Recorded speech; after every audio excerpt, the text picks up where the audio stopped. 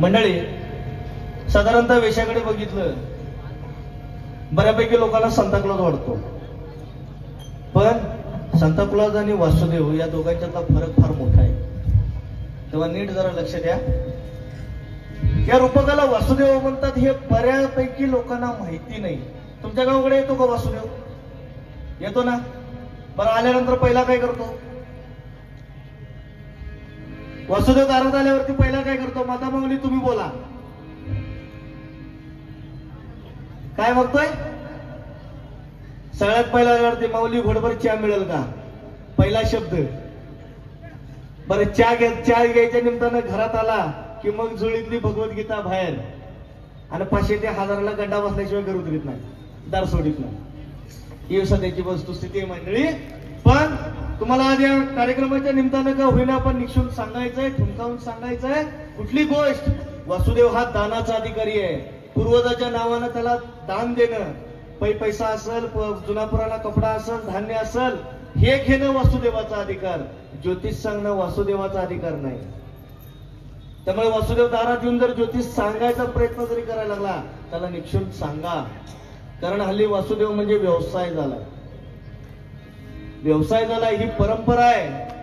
ही परंपरा आजकालची नाही, ज्ञानोबा तुकोबांच्या काळाच्या आधीपासूनची ही परंपरा चालत आलेली. आणि हा वासुदेव पंढरीच्या वळवंटामध्ये, आळंदीच्या इंद्रायणीच्या काठावरती, नाशिकच्या कुंभमेळ्यामध्ये तिथे आपल्याला भेटतो. भले या अडाणीसारखा वेश घालत असला, दिसत असला, गबाळ्यासारखं राहत असला, तरी याचं जे तत्वज्ञान आहे ना माझी मंडळी, हे एखाद्या युनिव्हर्सिटीच्या प्राध्यापकाला लाजवेल या लेवलचं त्याचं तत्वज्ञान आहे. हे कुठल्या शाळेत शिकला, काय केला माहिती नाही कोणाला आजपर्यंत, पण जे तत्वज्ञान आहे हे समाजाच्या कल्याणासाठी हा वासुदेव सांगतोय. काय जरा नीट लक्ष देऊन ऐका. ऐक प्राण्या रे तुला सांगतो, हरी भजल्या विन राहू नको. ऐक प्राण्या रे तुला सांगतो, हरी भजल्या विन राहू नको. दिली देवानं धन संपदा, मनात गर्व करू नको.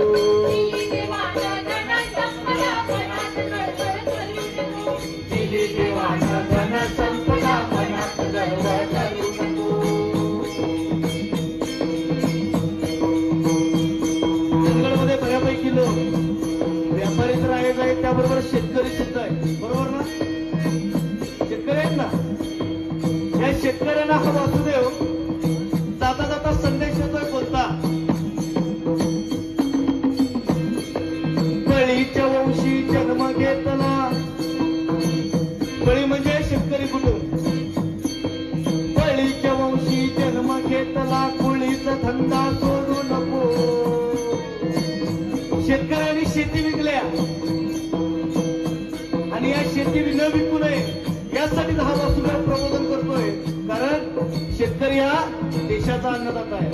त्यांना जर शेतात पीक पिकवलं नाही, पोटाला आपण पैसा खाणार नाही, दगडगोटे खाणार नाही, खायला पोटाला अन्नच लागतं पाहिजे. म्हणून या शेतकऱ्याला सावधान करतोय. बळीच्या वंशी जन्म घेतला, कुळीचा धंदा सोडू नको. झाली म्हातारी गाय, बापा कसा याला विकू नको.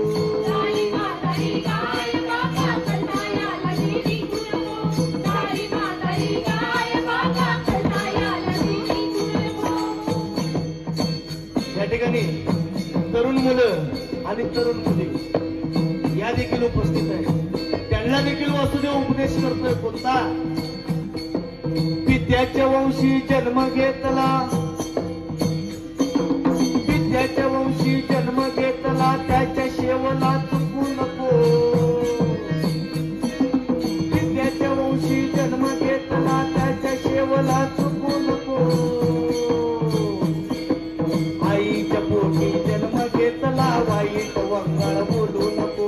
आईच्या पोटी जन्म घेतला, वाईट वंगाळ बोलू नको. आईच्या पोटी जन्म घेतला, वाईट वंगाळ बोलू नको.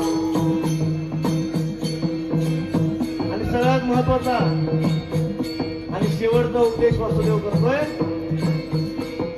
कुणाला? जमलेल्या सर्व युवा वर्गाला, तरुण पिढीला, तरुण मुलांना, जी खास करून कट्ट्या कट्ट्यावर बसलेले असतात त्यांना हा वासुदेव उपदेश करतोय काय? आई मावली चालली रस्त्यानं, आई मावली चालली रस्त्यानं, निंदा तिची करू नको. आई मावली चालली रस्त्यानं, निंदा तिची करू नको. आणि जमलेल्या सर्व पालक वर्गासाठी वासुदेवाचा शेवटचा उपदेश, मूल घातलं शाळ मंदी लाड तयाच करू नको.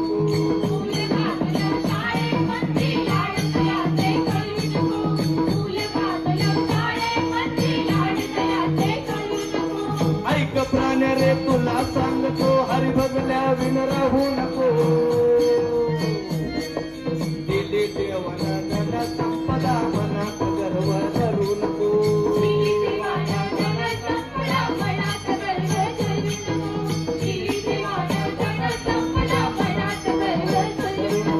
शंभो शिवशंकर, हर हर हर हर महादेव.